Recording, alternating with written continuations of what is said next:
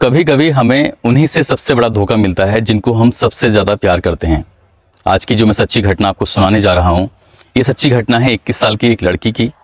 और जब उसकी हत्या हो रही होती है तो वो लड़की कभी भी यकीन नहीं कर पाती कि जो व्यक्ति उसका गला दबा रहा है वो सचमुच उसकी जान ले रहा है। और आखिरी दम तक वह लड़की बिल्कुल भी फाइट नहीं करती है और अपनी जान दे देती है। यदि उस लड़की को ये पता होता या मालूम होता कि ये व्यक्ति उसकी जान ले रहा है तो शायद अपनी ज़िंदगी के लिए वो लड़की फाइट करती। नमस्कार, आदाब, सत श्री अकाल। मैं उस्मान सैफी। आज जो मैं आपको सच्ची घटना सुनाने जा रहा हूँ, ये घटना है छत्तीसगढ़ प्रदेश के ज़िला कोरबा के थाना कटघोरा क्षेत्र के एक गांव जिसका नाम है तुमान। तुमान की रहने वाली 21 साल की कृष्णा कुमारी गोस्वामी एक खुले विचारों की लड़की है। उसको दोस्त बनाना पसंद है और वह सभी से बेबाकी से बात करती है। कृष्णा कुमारी का पिछले 8 साल से एक ही लड़की के साथ अफेयर चल रहा है। वो उसके साथ लिव इन रिलेशनशिप में रहती है।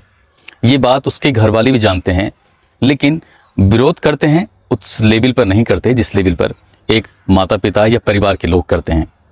वो लड़का कभी कभार उसके घर में जो बाड़ा है वहाँ पर चुपचाप मिलने के लिए आता है और मिलकर चला जाता है।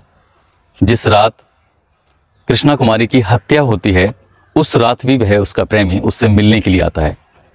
रात के 10 बजे से लगभग 12 बजे तक दोनों साथ रहते हैं और इसके बाद वो चला जाता है। इसी बीच लगभग 2:30 बजे के आसपास संजय चौहान, जो उसका प्रेमी है, इसी गांव का रहने वाला है, उसके पास एक मैसेज आता है जिसमें लिखा है, मुझे बचा लो, मेरे पिताजी मेरी जान ले लेंगे। ठीक ऐसे ही एक और मैसेज पास का गांव कटघोरा है, निमेंद्र देवांगन के पास पहुंचता है। उस मैसेज में भी वही शब्द लिखे हैं, मुझे बचा लो, मेरे पिताजी मेरी जान ले लेंगे। अगले दिन जैसी सुबह होती है तो पड़ोसी यानी कृष्णा के पड़ोसी पुलिस को कटघोरा थाने में फ़ोन करते हैं कि कृष्णा कुमारी की हत्या हो गई है।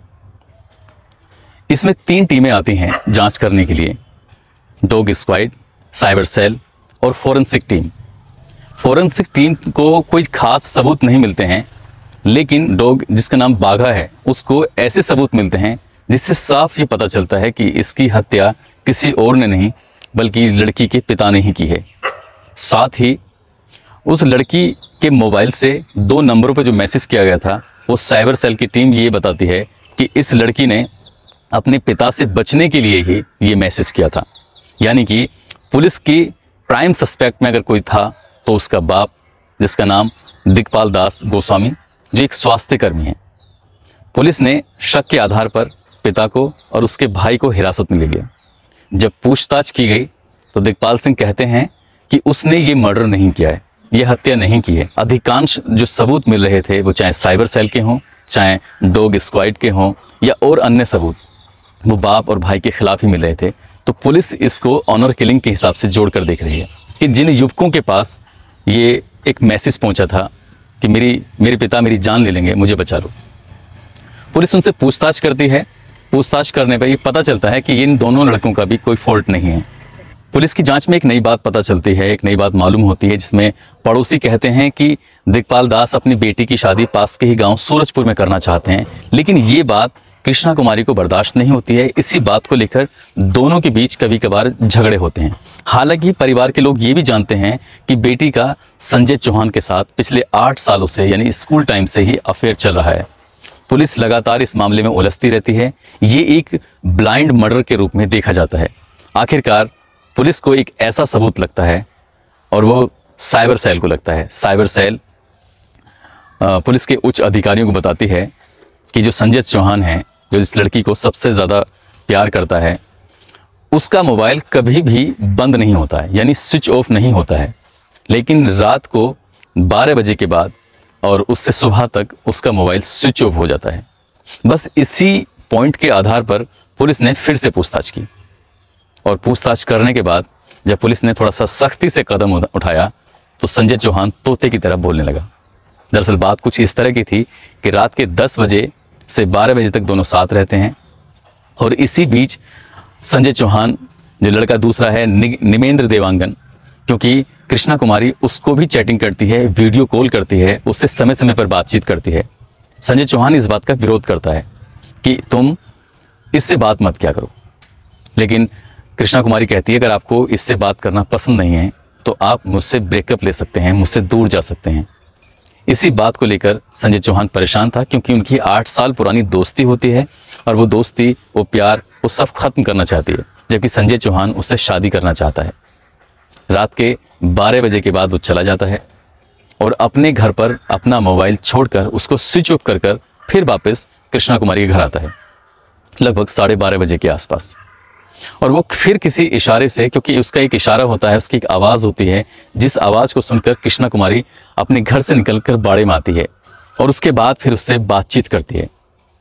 कृष्णा कुमारी देखती है कि उसके घर के सभी लोग सो चुके हैं। वो चुपके से उसे अपने कमरे में लेके जाती है। वहाँ कुछ खाने पीने का सामान रखा है और उस सामान को वो खाते हैं, बातचीत करते हैं। लेकिन संजय चौहान की एक ही जिद है कि वो निमेंद्र देवांगन से बात ना करे। संजय चौहान बातचीत करते हुए कृष्णा कुमारी के गले में साड़ी बांध देता है और साड़ी को वो मोड़ने लगता है, यानी कि उसका गले का फंदा इस तरह से टाइट होने लगता है। इसी बीच संजय चौहान कृष्णा कुमारी के मोबाइल लेता है और मोबाइल से ही एक मैसेज करता है जिसमें लिखा है, मुझे बचा लो, मेरे पिताजी मुझे मार डालेंगे। ये मैसेज वो खुद के पास भी करता है और जिस लड़के से वो चैटिंग करती है, निमेंद्र देवांगन, उसको भी मैसेज करता है। और ये सब करते हुए वो फिर से दोबारा से घर से निकलते हैं और बाड़े में पहुंच जाते हैं। लड़की को बिल्कुल भी विश्वास नहीं था कि संजय चौहान आज उसकी जान लेने वाला है, क्योंकि अमूमन प्यार करने वाले किसी न किसी बात को लेकर झगड़ा करने लगते हैं, झगड़ने लगते हैं, मनमुटाव होने लगता है। लेकिन आज का जो मनमुटाव था ये बहुत लंबा चलने वाला था और मैसेज करने के तुरंत बाद ही वो उसके गले को इस कदर खींचने लगता है कि उसका दम घुटने लगता है। और पोस्टमार्टम रिपोर्ट ये कहती है कि आखिर तक भी कृष्णा कुमारी ने फाइट नहीं की और एक बार ऐसा भी होता है कि वो पूरी ताकत से उसका गला घोंटकर हत्या कर देता है।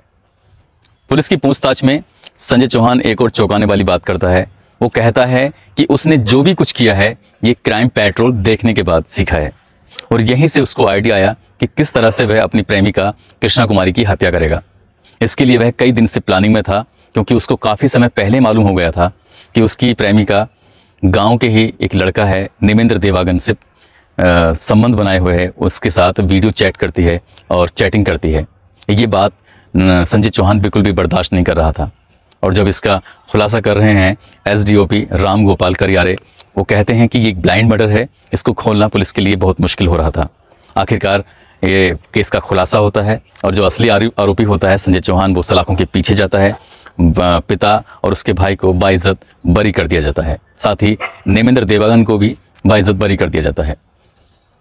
दोस्तों, ये सच्ची घटना आपको कैसी लगी हमें ज़रूर बताइएगा और आप हमारे चैनल को उस्मान सैफी सफ़र को सब्सक्राइब करें और कमेंट करें, लाइक भी करें। अपना ख्याल रखें। जय हिंद, जय भारत।